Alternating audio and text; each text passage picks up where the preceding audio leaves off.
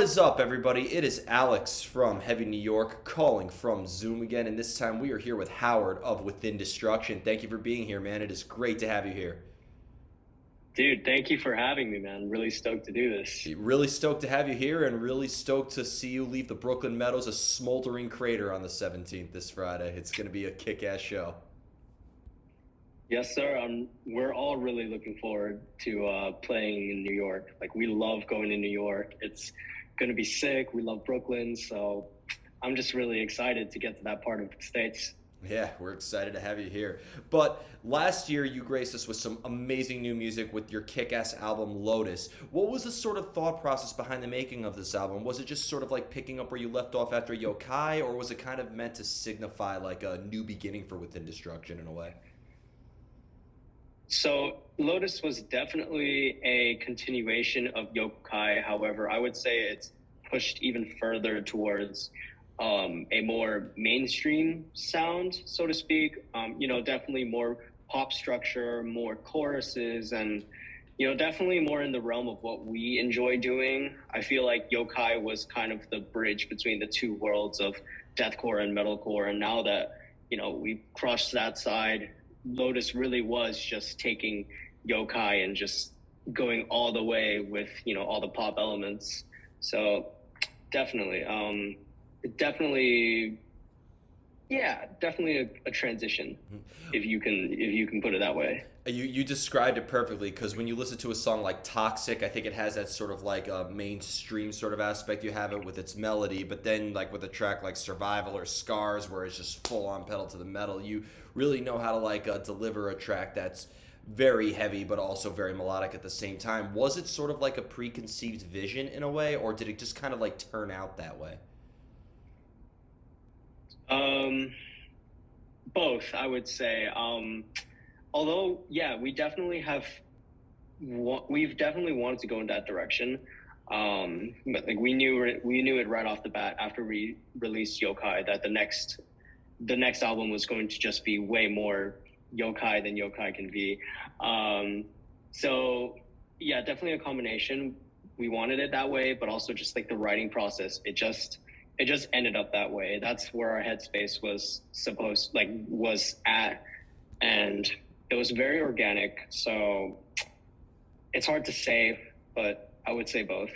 Well, when you look at the entire Within Destruction catalog with tracks such as From the Depths, and then you fast forward it to now, it almost seems like every album or every song seems to play by its own rules. Does it make it a little bit easier to sort of like try new things and bring in new elements to Within Destruction? Because I feel like you can appeal to the deathcore crowd, the metalcore crowd, the industrial crowd, and the whole nine yards.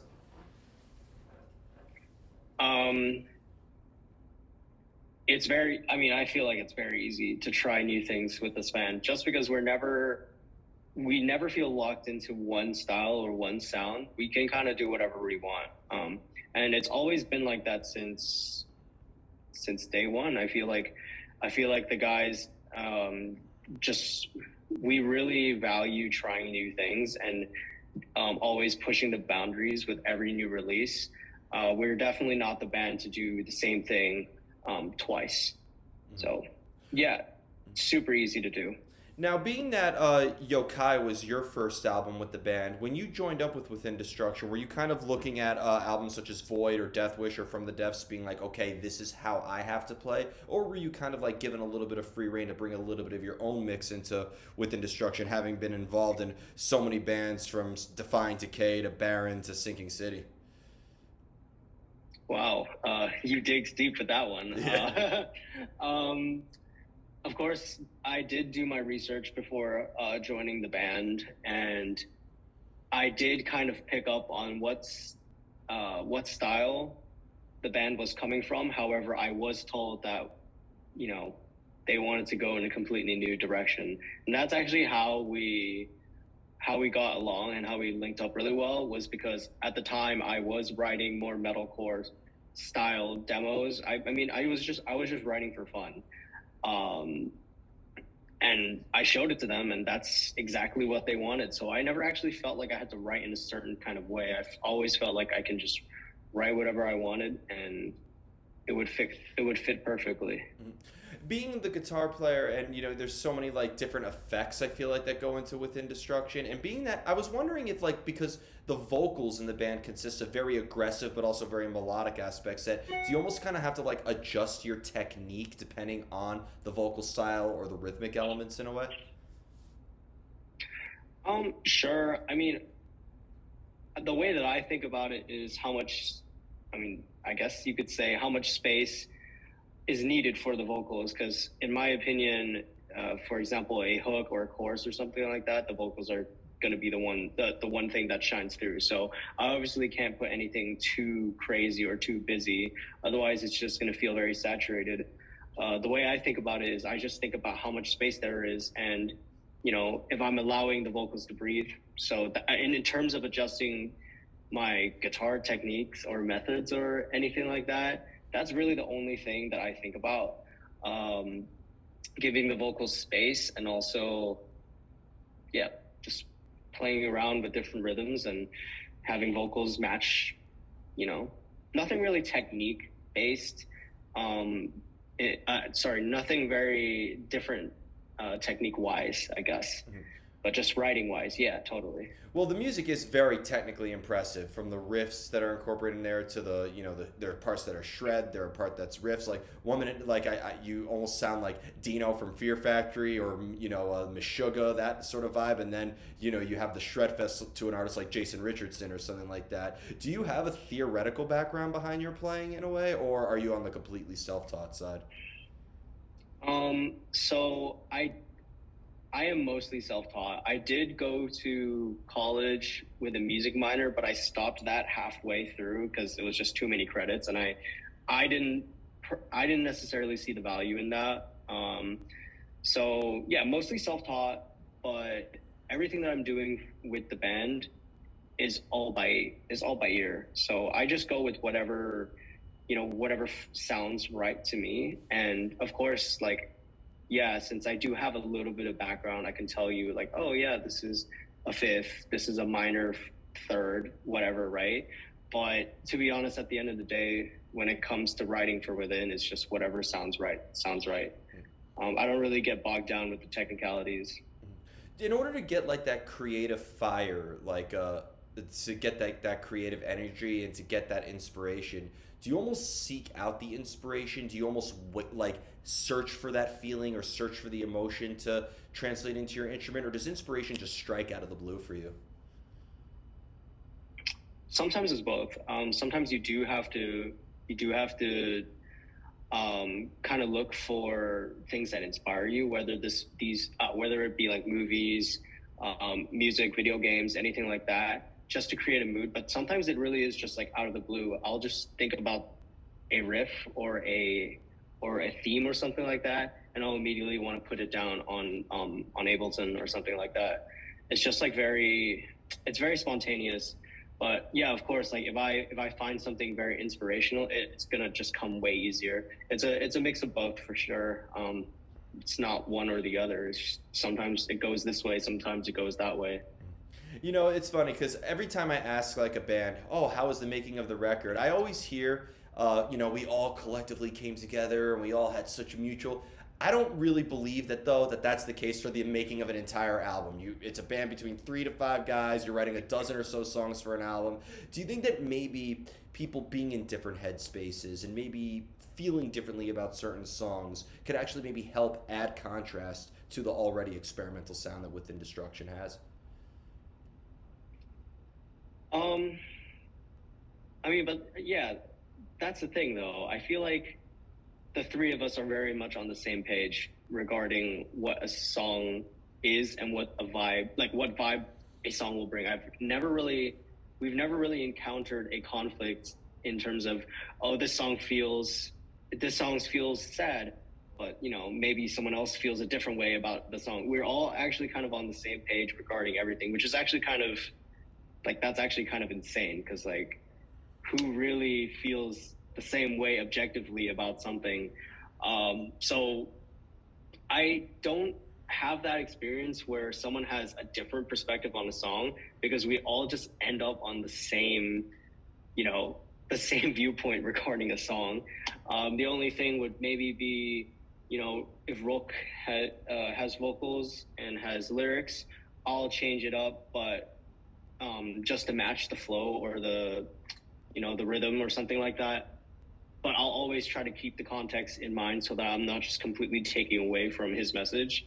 I try to be respectful of that as well. But to be honest, I don't have much experience with clashing opinions regarding the vibe of the music. Yeah. Well, I think it also helps that you're a trio. I can't imagine that Slipknot everybody's feeling the same way at the same time, right? Yeah. Yeah. Dude, I have no idea how that even happens. Yeah. It's just so many factors. Yeah, imagine in the early days splitting a paycheck between those 9 people after a local gig, right? That's crazy. I can't imagine. If everybody was walking home with $2, it was a successful. It was a successful local gig. Yeah, exactly. Well, thankfully we don't have to deal with that. Yeah, exactly. But with your guitar tone that's incorporated in it, with the different effects that are in there and the different techniques and all that, is it reflective? Is it always coming from within? Like, is it a reflection of an emotion that you were feeling? Or is it sort of like reflecting over, like, maybe a lyrical concept or maybe sort of like an emotion that your fellow bandmates were feeling? Are you talking about the guitar tone as Yeah. in like amp settings and all that? Amp To be settings, but honest, I don't also really. also the patterns, like chord progression and anything like that. Oh, okay. Well, in terms of like amp settings and the actual guitar tones, I just go with whatever sounds good to me. I don't really tone chase that much. However, when it comes to chord progressions, leads, themes, and stuff like that, of course, um, it just comes down to what kind of song or what kind of vibe does this particular riff invoke. It always starts with a chord progression or a riff or a lead, something like that. Like right off the bat, to me, that already gives me an idea of where the song needs to go and what feelings I want people to feel when they hear something like this. So it's actually quite easy. I know immediately what the vibe needs to be. So I would just say everything is inspired by that initial idea, Now I and I heard. try to do everything I can to kind of push that as well. And you mentioned also like the sort of message behind Within Destruction, and I wanted to mention this because you almost said that, or you kind of said that Yokai was, you joining up with the band and saying that they wanted to take it in a different direction. I've noticed that since Yokai, like the band has had sort of like a more of a visual aesthetic as well. I've noticed that like conceptually, Yokai and Lotus kind of have like these sort of, for lack of better words, conceptual meanings behind it as well. Did that also maybe guide your hand with regard to the songwriting? Yeah, sure. The aesthetics can influence the music for sure. Uh, to be honest, even though the aesthetics and the music were developed hand in hand, I wasn't really aware of what the full aesthetic of the album was going to be. I knew, like for example, Yokai. I knew what like the color scheme was going to be, what the album cover was going to be, but that was pretty much it. So it's kind of hard to base an entire album sonically on on one thing that's visual. So you kind of start extrapolating different ideas and based off that one visual thing, but I wouldn't say it's completely related. The only example I can really think about is, with Yokai, the album covers, it's like a video game. It's like an anime cover, right? So the song Sakura at the end is basically like an anime intro. So I can tell you that that's like directly influenced by the visuals of the band. So, but everything else is kind of like, of course, you have the song "No Way Out" with the anime call out before a breakdown. Again, just like a little like thematic call outs here and there. Um, Definitely related, but like maybe not 100%. When you are playing live, though, and you're gonna with your diehard fans, they're sometimes gonna want to hear some stuff, some deep cuts from the Deaths or Void or Death Wish.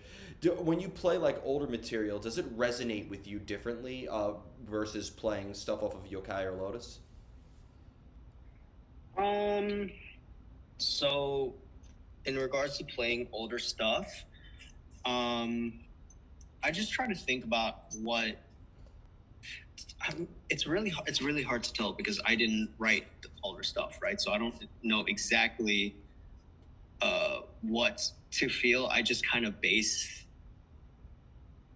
it on what my interpretation of the song is. Really, it's really not that deep. It's just like heavy deathcore song 1, heavy deathcore song 2. Just play it as hard as you can. Try not to mess it up. So it's really not. I don't really think it's that deep for me personally. It's just riffs and songs at that point. But being such a prolific artist who's played with Sinking City and Fallen and Defying Decay and so much, is the mind frame behind the different projects that you're playing with different? Is the creative process different? Or is there a usual method behind the madness that sort of applies to every project that you're playing with? And I mean, with Sinking City, that's like a high school band, and we have one song out. So I don't really think that necessarily applies, even though it did teach me a lot about, just the mechanics of being in a band, even though it was like very high school level, very basic, just like all fun. With Defying Decay, though, that was kind of like, me jumping into songwriting 100% and just kind of discovering my voice. But to be honest, at the time, I feel like I was still trying to find my style or find my voice within the genre. So some of the songs are actually quite bad, because it's a lot of experimenting, and at the time, like it was like fun. I didn't think the band was really going to go anywhere, to be honest. This was when I was in college. So I think my mindset about it now is definitely way different than it was before. When I was in those previous bands, it was kind of just like, let's try to make a good song. I don't know what I'm doing, but like, let's just try. But now I feel like through all the experiences, having 2 albums within Destruction and, touring those 2 albums, you kind of get a sense of what people like and what I like. So it's kind of like molding all the insight, all the knowledge together to try to make something even greater, Of course, you could guess I was looking on Metal Archives to discover those bands, and that's the beauty of that. And every project, every sin you commit, musical sin you committed in your past, will be on there. It's the Hall of Permanent Records for metal. Yep, that's pretty much it. Yeah, but hey, you discover some cool shit that way. So, and I have 2 more questions for you. You ready for the most difficult question of the whole interview? Yeah, sure. How do you know when a song is done?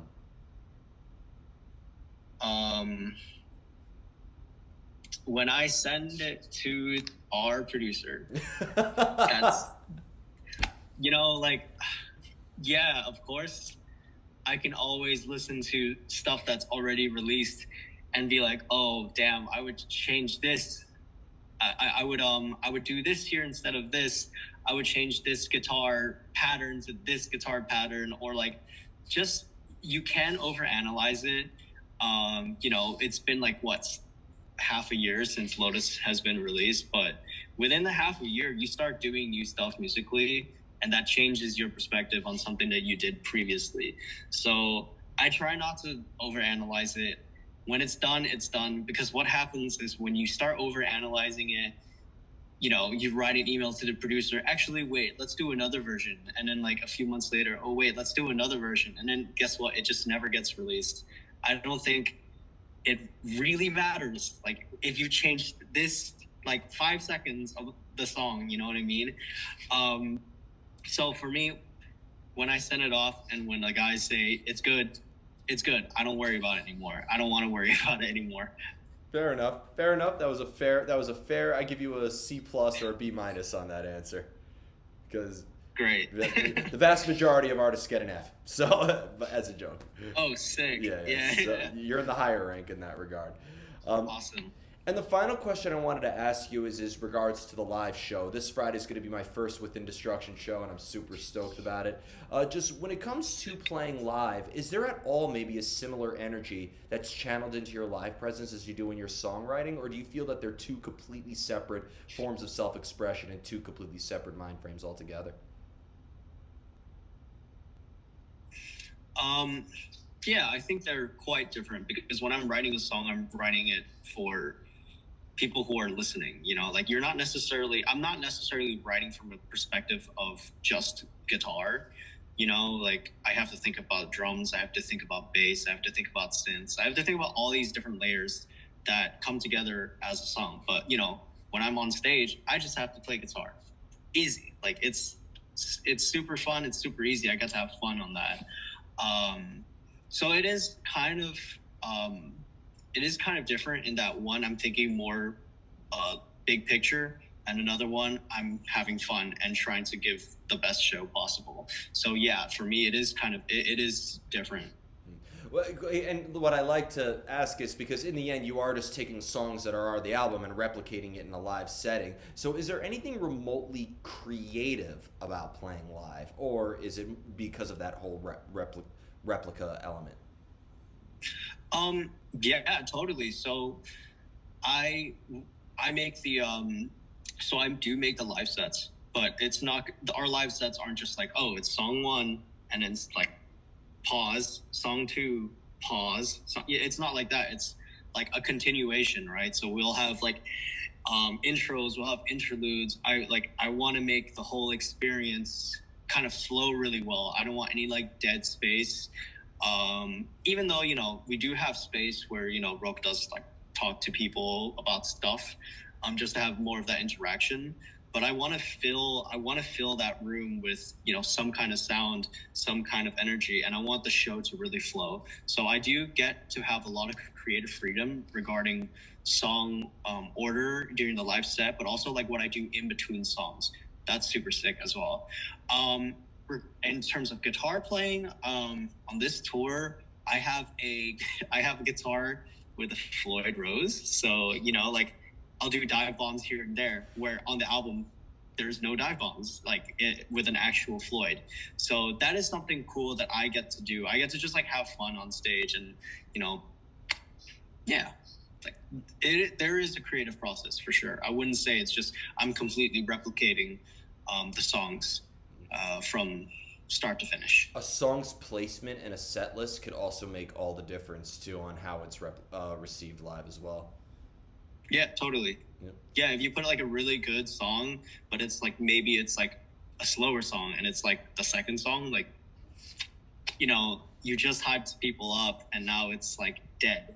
Yeah. Even though it's a great song, it's just not the right placement. Yeah, of course. You and also the way that you transition from one song to another, as you said, too, can totally add to the creative process. It almost makes you discover new things about the song that maybe you didn't discover when making it. Yeah, totally. I agree. So before we go, I want to thank you so much for your time, and again, I'm looking forward to seeing you all on Friday. Just anything else that you would like to promote for Within Destruction after this tour, if you're allowed to say, of course.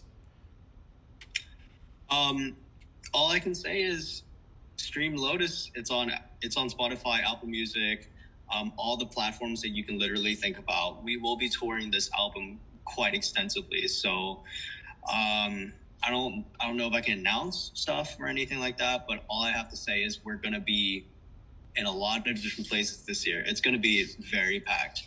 So we'll probably be in your area. We're probably playing your markets. So just keep an eye out on our socials. We're on Instagram, Facebook. We're also on Twitter.